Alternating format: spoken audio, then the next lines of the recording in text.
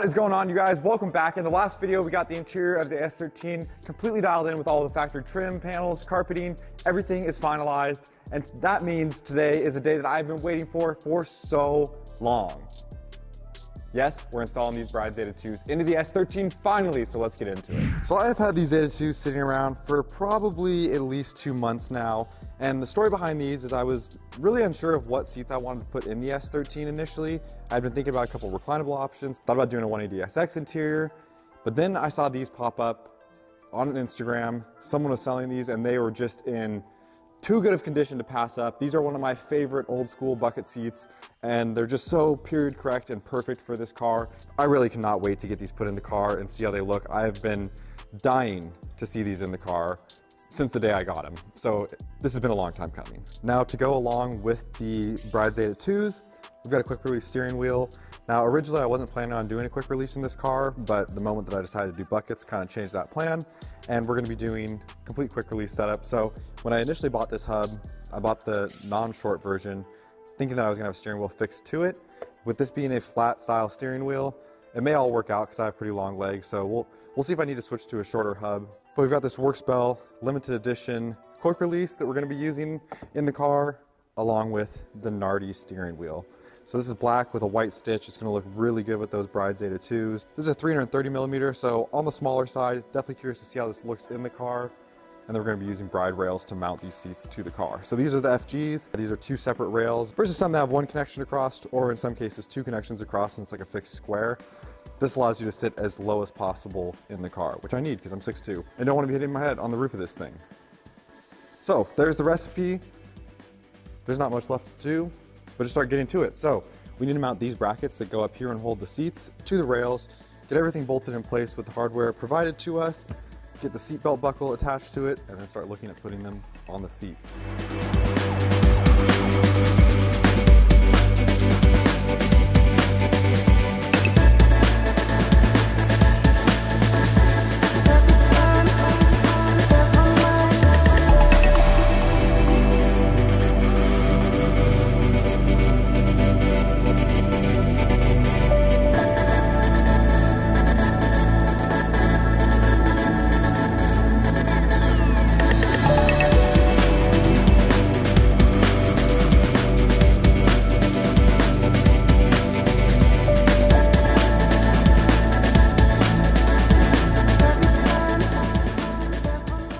Okay, so I got the seat loosely fitted in here. The bolts are tightened down so I can't tweak any of the bracket or anything.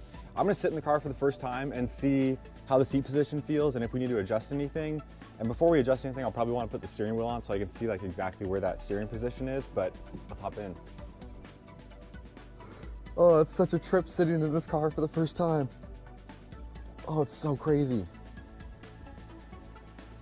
So I feel like I'm gonna wanna tip the seat up slightly because I can like just barely see the front of the car and I have plenty of headroom, which is what I wanted. So that's why I got like the lower FG rails, but I'm gonna go ahead and try to get the steering wheel off. This thing was fighting me just to get it off with all the normal kind of pulling that you can do on a steering wheel.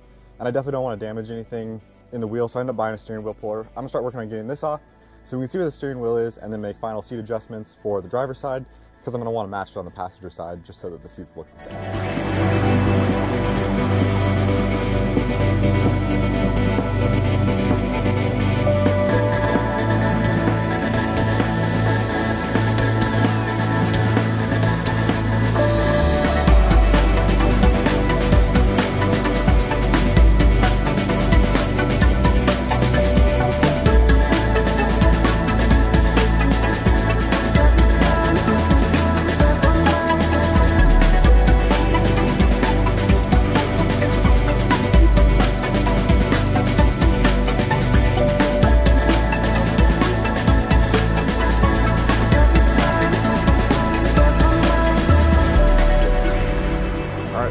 Hop in the car for the first time with the steering wheel and see how it fits.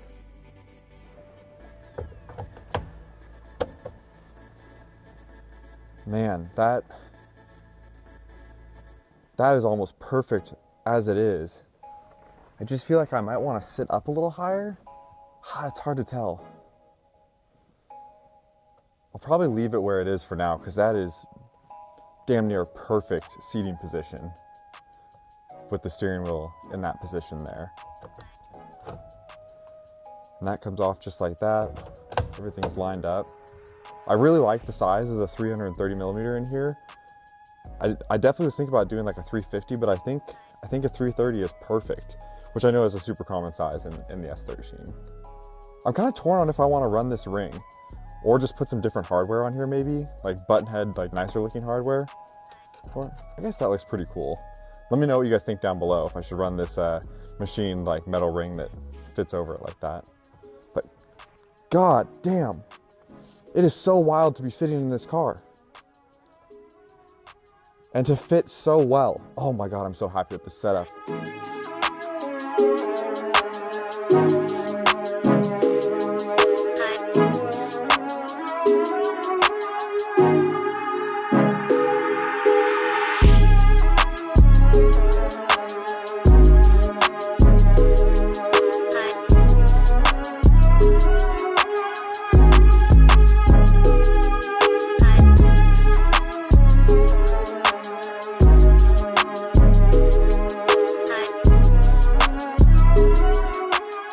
I've messed around with the seating position a little bit. I think this is kind of the happy medium where I fit well in the car and everything lines up within the different frame rails for the seats, but oh my gosh.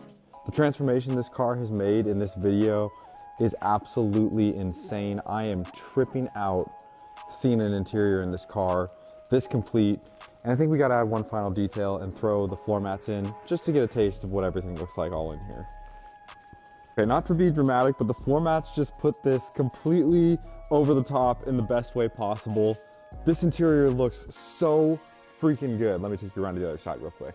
Passenger side, oh my gosh. This is absolutely ridiculous. I just need you guys to take this in for a second.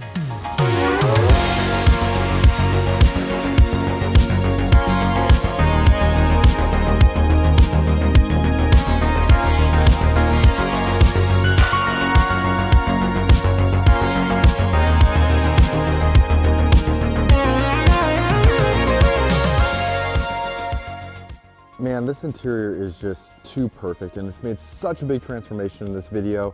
I can knock it over just how perfect these seats are for this car. I love the period correctness of them. They fit in the car great. They look great. I love the just all black seats, steering wheel, quick release. Like that is just my jam, and this came together so nicely.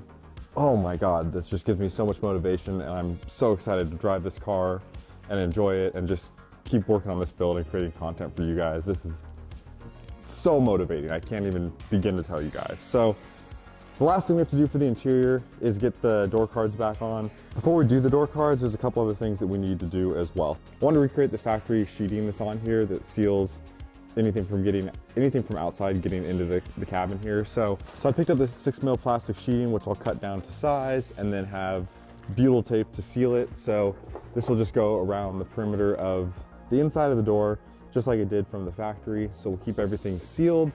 And then we have this overkill mat from Second Skin. It's gonna go actually in our door cards on the backside, just to add one further level of sound dampening to this car and just noise blocking. Of course, these door cards are absolutely mint like everything else in the car.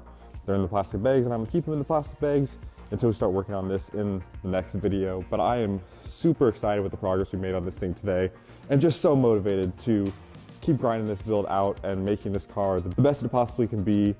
And I so look forward to enjoying it this summer. This thing is just a dream come true, and it's turning out so great. I hope you guys are enjoying it. If you're not already, make sure you hit that subscribe button, throw this video a like, and I will see you guys in the next one.